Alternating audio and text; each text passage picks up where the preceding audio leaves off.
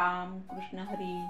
बुद्धीचे वैभव अन्य नाही दुजे. दुजे म्हणजे दुसरे. ज्ञानेश्वरांच्या बाबतीत हा नियम तंतोतंत लागू पडतो, कारण त्यांच्याकडेच फक्त बुद्धीचं वैभव आहे आणि बुद्धीचं वैभव प्राप्त करणं ही वाटते तेवढी सोपी गोष्ट नाही. कारण बुद्धी प्रत्येकाकडे असते. काहींची बुद्धी वेगवेगळ्या क्षेत्रामध्ये आपण बघतो की काही शोध लावणारी लोकमंडळी असतात, काही इंजिनियर असतात, काही डॉक्टर असतात. प्रत्येकाकडे बुद्धीचं वैभव असतं, पण त्याला चाकोरीबद्ध बुद्धी असं आपण म्हणूया. आपला कौटुंबिक चरितार्थ चालवण्या एवढी बुद्धी आणि त्यातून मग वेळ मिळाला तर थोडीशी देवभक्ती. ही लोक सुखी आहेत, कारण कर्म करतायत. कर्म करणं हे सुद्धा एक पुण्याचं काम आहे. कारण कर्म केल्याशिवाय विश्वही कळणार नाही आणि कर्म केल्याशिवाय संसारही करता येणार नाही आणि कर्माशिवाय देव भेटणं किंवा देवाजवळ जाणं, हरिमुखे म्हणा हरिमुखे म्हणा हे काय आहे हे सुद्धा कळणार नाही. म्हणजे कर्म केलं पाहिजे. पण ज्ञानेश्वर महाराजच बुद्धीचं वैभव असं का म्हणायचं? लक्षात घ्या, काही वर्षापूर्वी 700 वर्षापूर्वीचा काळ असा होता की त्या काळामध्ये पत्र ही भानगड नव्हती. आता एक अलीकडचा काळ 200-250 वर्षापूर्वीचा काळ जरी लक्षात घेतला तरी कुणाचंही पत्र आलं तर गावामध्ये 1 किंवा 2 माणसं अशी असायची की ते पत्र वाचायची आणि मग ते आलेलं पत्र त्याच माणसाकडे फोडण्यासाठी दिलं जायचं आणि तो वाचून दाखवायचा. अशा पद्धतीनं हा अलीकडचा काळ आहे, फार जुनं बघू नका. मग अशा 700-750 वर्षापूर्वी ज्ञानेश्वरांनी ज्ञानेश्वरी लिहिली. त्यावेळेला कुठं टायपिंगची व्यवस्था नव्हती, कुठंही प्रिंटिंग प्रेस नव्हती, झेरॉक्स मशीन नव्हतं, काहीच नव्हतं. तरी सुद्धा ज्ञानोबारायांनी ही ज्ञानेश्वरी लिहिली आणि हाच देव आहे आणि हा जो विश्वास आहे हे जे प्रॅक्टिकली घडलेलं आहे यालाच आपण देव म्हटलं पाहिजे.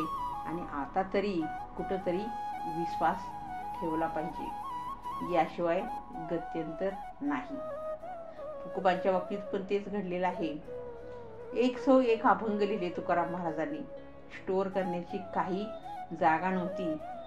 अगदी झाडाच्या पानावरती सुद्धा काही अभंग लिहून त्यांनी जपून ठेवले आणि त्यातून गाथा निर्माण झाली. यावर आपण विश्वास ठेवत नाही आणि आपण नको त्या गोष्टी सगळत राहतो. काही लोक तर मूर्खासारखं म्हणतात, खरंच ज्ञानेश्वर महाराजांनी रेड्याला बोलवलं असेल का?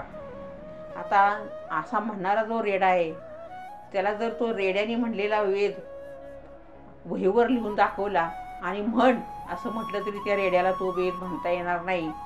पण अशी चांडाळ चौकडी किंवा अशी जी लोकांच्या उणिवा काढणारी लोक या जगामध्ये असतात आणि कधी कधी ह्या लोकांचा पण फायदा होतो. कारण अशामुळं बऱ्याच गोष्टी माणसांना कळतात की आता कुणाच्या नादाला लागावं आणि कुणापासून 2 हात लांब राहावं. म्हणून ज्ञानेश्वरीवरती विश्वास ठेवा. ज्ञानेश्वरी हा ग्रंथ नुसता ग्रंथ नाही तर ते ज्ञानाचं भांडार आहे आणि या ग्रंथाला जगामध्ये कुठेही दुसरी तोड नाही. आणि हा ग्रंथ फक्त 16व्या वर्षी लिहिणं हे एक जगातलं अजून सगळ्यात आतापर्यंत जेवढी आश्चर्य घडली त्यातलं सगळ्यात मोठं आश्चर्य हे ज्ञानोबारायांचा आपला ग्रंथ ज्ञानेश्वरी हे आहे. आपण म्हणतो की जगामध्ये काहीही मोठं कार्य केलं की त्याला नोबेल पारितोषिक दिलं जातं. आता महाराजांच्या समाधीवरती 10-20 जरी नोबेल पारितोषिकं नेऊन ठेवली तरीसुद्धा काही उपयोग होणार नाही, कारण हे विश्वरत्न आहे आणि विश्वरत्न हा पुरस्कार अजून निर्माण झालेला नाही. अशी ही ज्ञानेश्वरांची थोरवी, ज्ञानेश्वरांची कीर्ती मी तुमच्यापर्यंत घेऊन येत असते आणि तुम्ही सगळे मनापासून ऐकता, यातच मी तुम्हाला धन्यवाद देते. आणि मला पण तुम्हाला काहीतरी सांगितलेल्याचं पुण्य लाभतं आणि तुम्ही पण खरं पुण्यवान आहात, म्हणून तुमच्याही कानावरती ते शब्द पडतात. तुमचे आणि माझे जे ऋणानुबंध आहेत हे आत्ताचे नाहीत, तर ही पूर्वजन्मीची काहीतरी आपलं साटलोटं म्हणतात किंवा पूर्वजन्मीच्या काहीतरी गाठी असतील बांधलेल्या. त्यामुळं माझ्या मुखातून जे शब्द निघतात ते तुम्ही प्रमाण म्हणून झेलता, यातच मला सगळं सुख सामावल्यासारखं वाटतं. माझा उद्देश यातून प्रसिद्धी किंवा दुसरा कुठलाही माझा उद्देश नाही. माझा उद्देश फक्त आहे की मला यातून तरी ज्ञानोबारायांची सेवा करता येईल. माणसं भजन म्हणतात, कीर्तन करतात, प्रवचन करतात, जप तप करतात, बरंच काही करतात. आणि मी जे आता करते, मला गर्दीची गरज नाही किंवा मला गर्दीची अपेक्षा नाही. पण तुम्ही लोक माझ्या या ज्ञान यज्ञामध्ये रोजच्या रोज सामील होत असता आणि मला इतकं समाधान वाटतं की माझं ज्ञान तुमच्यापर्यंत पोचलं. मी ज्ञानी नाही, अजून -1% सुद्धा मला ह्यातलं ज्ञान आलेलं नाही. आणि ज्ञानेश्वरी हा ग्रंथच एवढा प्रचंड विद्वानानं लिहिलेला ग्रंथ आहे की ज्ञानेश्वरी पूर्ण कळायला अजून जगामध्ये दुसरा कुठलाही पुरुष किंवा स्त्री जन्माला आलेली नाही. इथून पुढचं देवजारे. 700 वर्ष झाली तरीसुद्धा अजून ताजे तवाने त्यामधला रस कमी होत नाही. दिवसांदिवस तो रस अधिक वाढत जातो आणि तो रस एकदा आपल्या मेंदूमध्ये शिरला की आपल्या मेंदूमध्ये जी रसायनं काही गोंधळ करत असतात, रसायनांचा केमिकल लोचा होतो.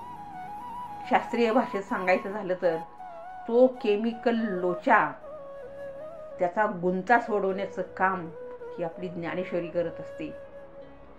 या ज्ञानेश्वरीचं खंडन विज्ञान करू शकत नाही, एखादा विद्वान करू शकत नाही. कारण खंडन करण्या इतकी ज्ञानेश्वरी स्वस्त नाही किंवा साधी नाही. अमाप ज्ञान याच्यामध्ये दडलेलं आहे. आणि ही जी शक्ती आहे, तुम्हाला ज्ञानेश्वरी वाचायला वेळ नाही भेटला तरी चालेल, पण रोज तुम्ही ज्ञानेश्वरी तुमच्या छातीला लावा आणि म्हणा, ज्ञानेश्वरा, नाही मला वेळ मिळाला तरी तुझी ज्ञानेश्वरी माझ्याबरोबर आहे. आणि नुसतं तुम्ही पाया पडला रोज ज्ञानेश्वरीच्या आणि तुमच्या छातीला लावली तरी तुम्हाला योग्य वेळी योग्य सुचणार आणि तुम्ही योग्यच निर्णय घेणार. तुम्हाला कधीही केव्हाही कुठेही तुम्ही गेला तरी निर्णय घेताना तुमची निर्णय क्षमता ही खूप छान झालेली असेल. हे असं एक वेगळं तंत्र आहे, तिचं नाव आहे ज्ञानेश्वरी. व्हिडिओ खूप मोठे होतात तरी थोडक्यात आवडते. यानंतर उद्याच्या भागात बघू. हरिमुखे म्हणा, हरिमुखे म्हणा. रामकृष्ण हरी.